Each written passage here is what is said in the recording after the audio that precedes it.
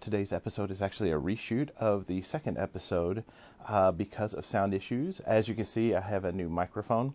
Hopefully that will resolve that issue for everyone.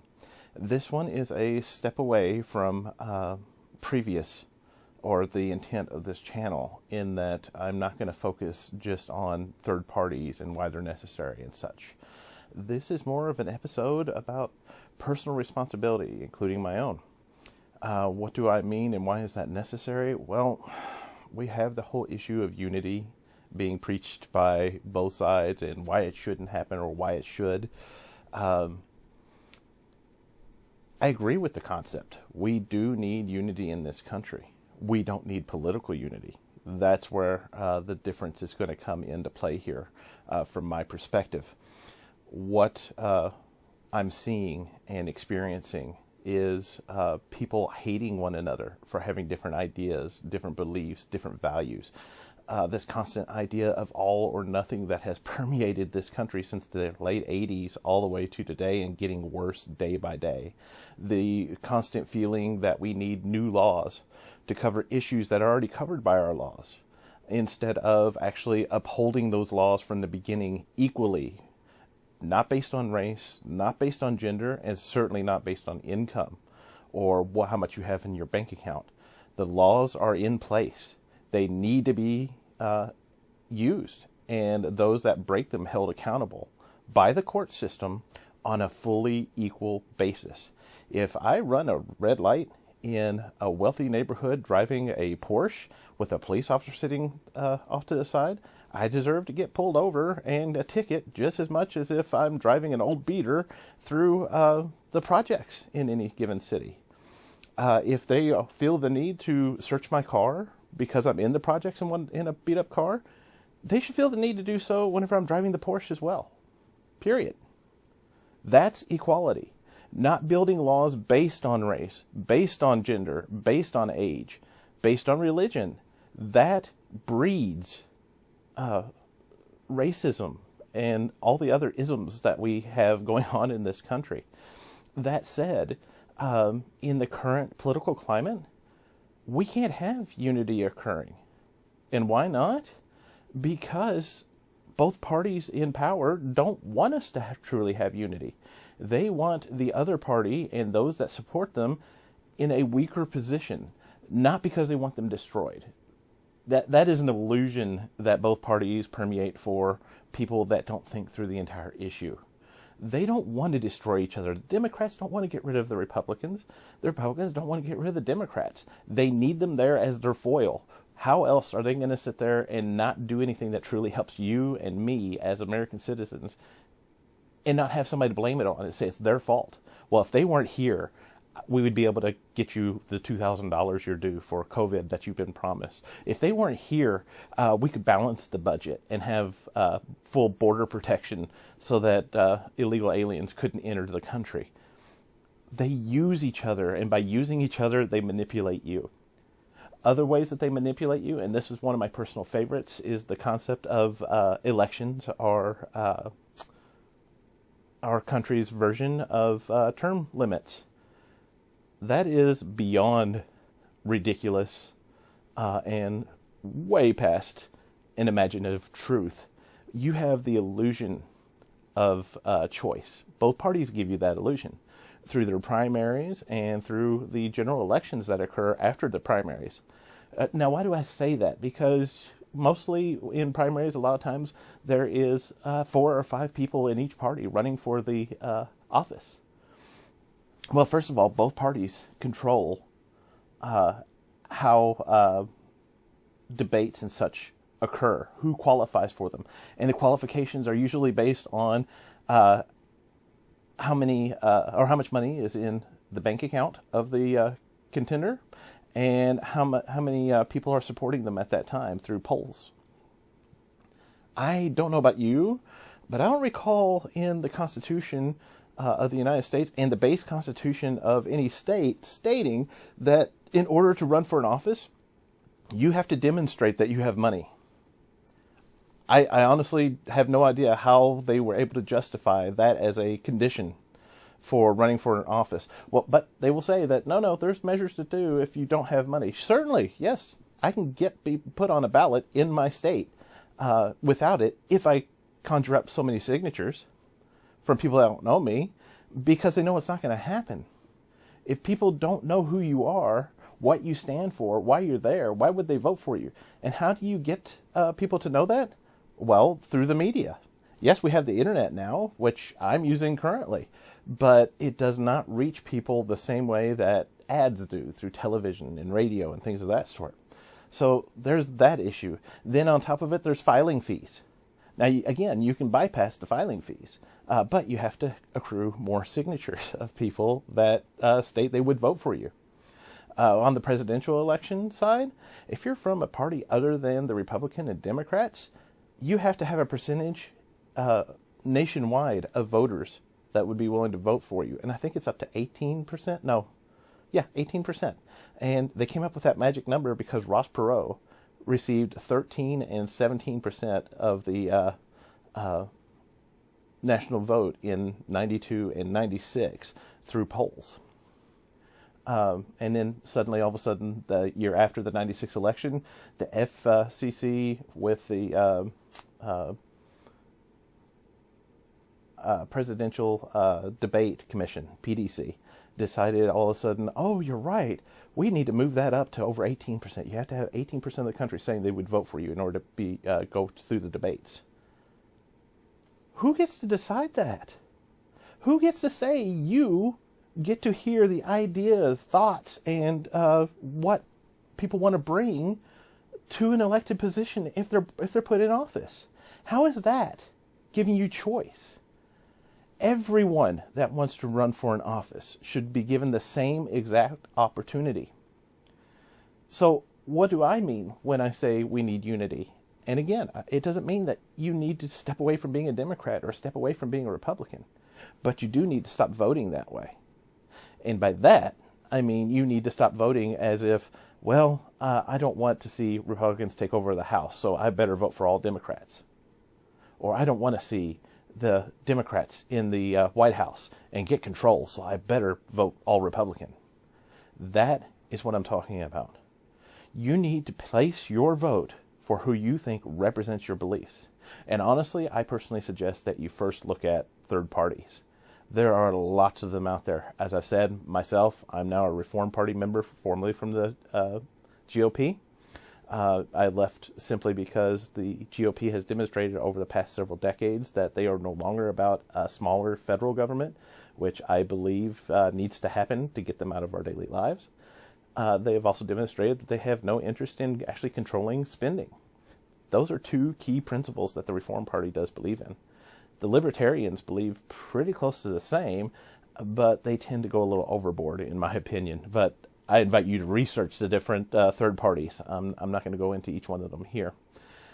I watched recently a film called The Patriot, whether you've seen it or not, and you'll have to excuse me for using a film as a point of reference, especially I know many hardcore conservatives will sit there and say, oh, great, you're listening to the liberals from Hollywood. But they made a couple good points on both sides. First of all is the statement that was made towards the beginning of the movie when they're deciding whether or not that North Carolina wanted to join the levy against the British, where the main character stands up and he says the phrase, why should I trade a tyrant 3,000 miles away that gives me no representation for the tyrant that lives 1 mile away that still will not give me representation?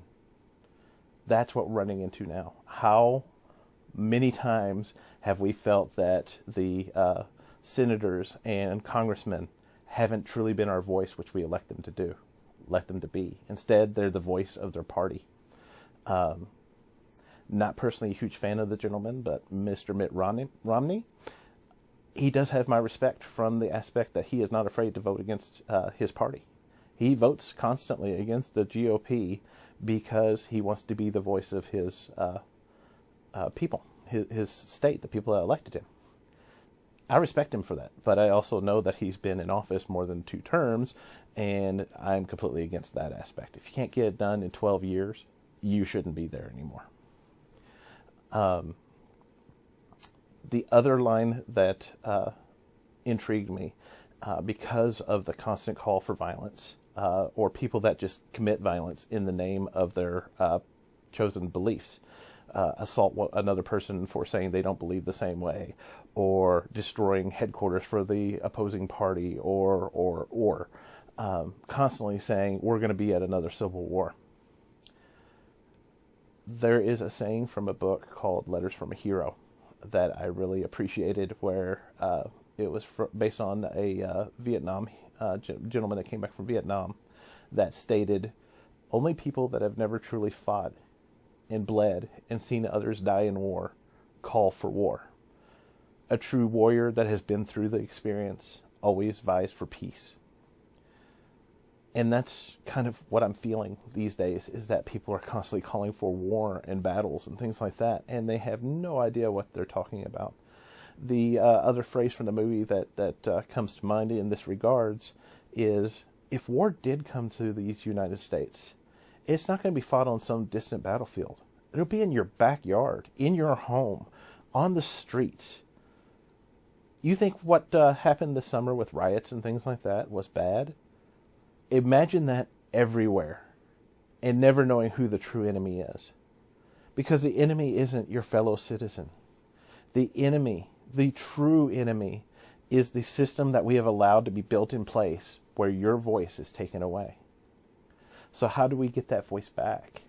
Again, you don't have to leave your current party, but you do have to change the way you vote. Research the issues. Research the candidates. Vote based on what the candidate offers.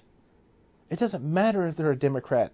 If you are fiscally minded like myself, and a Republican comes in and goes, yeah, I want to expand the army and build the wall, where's that money going to come from? If it can't be demonstrated that he can come up with those funds without raising taxes, without shuffling funds away from community services, then why would you vote for that? Again, if it's a Democrat and they want to do away with the expense of college education, what a lofty goal. What a wonderful idea. Even though I'm paid for my college, or I'm paying for my college, I should say, I'd be happy if my kids could go to college for free. But where is that money going to come from? Why should I, who's still paying my student loans, have to pay towards somebody else's schooling in that way? I already pay for them to go to school all the way through high school, through property taxes, through city taxes. That is what I'm talking about. That is paying attention to what the candidates bring. Next is, we each, every one of us, need to send letters to our senators and to our representatives in the House stating we want single subject bills, meaning that they can no longer attach riders, amendments, things of that sort, to bills that have nothing to do with the core belief of or the core reason for the bill. Good example is the last two COVID related bills. First one had things in there for the arts. I don't know about you, but especially with social distancing and states being closed at the time, how exactly does giving funds to museums help COVID? I don't know. And that's just one example. There were dozens attached to that bill. And then the last one, they attached our yearly budget for the country to it. Or I should say they attached it to the budget for the country. Yes, it has to do with money, don't get me wrong, but our budget in general had nothing to do with COVID specifically. COVID touched into the budget for obvious reasons, but they should be done separately. And that's what I mean by single subject bills. You cannot attach anything to the bill that has to do with it. Now, here's the other drawback. Did you, or are you aware that the candidates that the two parties bring to you every year for election are often chosen well before the election ever happens, before the primaries ever happen. I'll give you a great example. A friend of mine named Rich Stevens gave me in Kentucky. Amy McGrath, a Democrat with a strong military history, seems to be along the median as far as Democrat beliefs go. She did want to increase some social programs, which I always personally believe social programs should be done on the state and city level, not the federal level, because a one-size-fits-all rarely works, and the government is, the federal government especially, is good at wasting our money. But that said, she had a very strong platform that she was working off of. But she had a gentleman that was running against her for the primary. I believe his name was Michael Belkin, another centrist for as far as Democrats go. He, too, was from the military. He retired from the military, has a farm, and ran his own business for years. But Amy McGrath was already receiving funding from the Democratic Party and their connections to businesses and Wall Street and things like that 2 years before the primary, the year of the primary. That said, she came into the primary year with, I believe it was close to $2 million, and Mr. Belkin, Michael, because you'll have to excuse me for not being sure of the last name. I don't have my notes with me, unfortunately, right now. He had less than $500,000 going in. So by the time the primaries happened, she had, I believe it came out to 2/3 more ads out, was able to reach more people than Michael was. And guess who won the primary? The parties give you the illusion of choice. Sure, here's everybody, but we're going to back this person well before you ever say that's who we should back. And you're going to hear mostly what they have to say. Again, it's not about fair. It's about who you see, what message you hear. And the two parties have become masters of spinning those messages. We need to take back control over elections. We need to have term limits on any elected position, especially on the federal level. That's all I've got to say on this aspect, other than I call for everyone to remain calm. Remember the First Amendment, freedom of speech. Everyone has a right to say what they choose to say. You don't have to like it. You don't have to accept what they say, but you do have to allow it to be said. And secondly, stay calm. No message is ever forwarded and improved upon by violence. If you don't believe me, then explain to me why suicide bombers and things like that have a 100% failure rate on getting their message across to people. Because they are vilified for their actions. And because of those actions, it takes away directly from the message that they're trying to enforce and spread. The same here. How many have turned away from the Black Lives Matter movement because of violence that has occurred due to the riots that happened immediately after protests? The protests are fine. Everybody has a right to voice their opinion, as I said. But attacking others, destroying businesses, destroying property, that's not voicing anything. That is stupid action taken in the moment of anger and emotion. Thank you again. My next episode I hope to have out later this next week, where we will talk about why third parties should exist. And we'll follow that with the fourth episode of why they have such a hard time, which we touched on a little bit here. Thank you very much, and I hope you have a great week.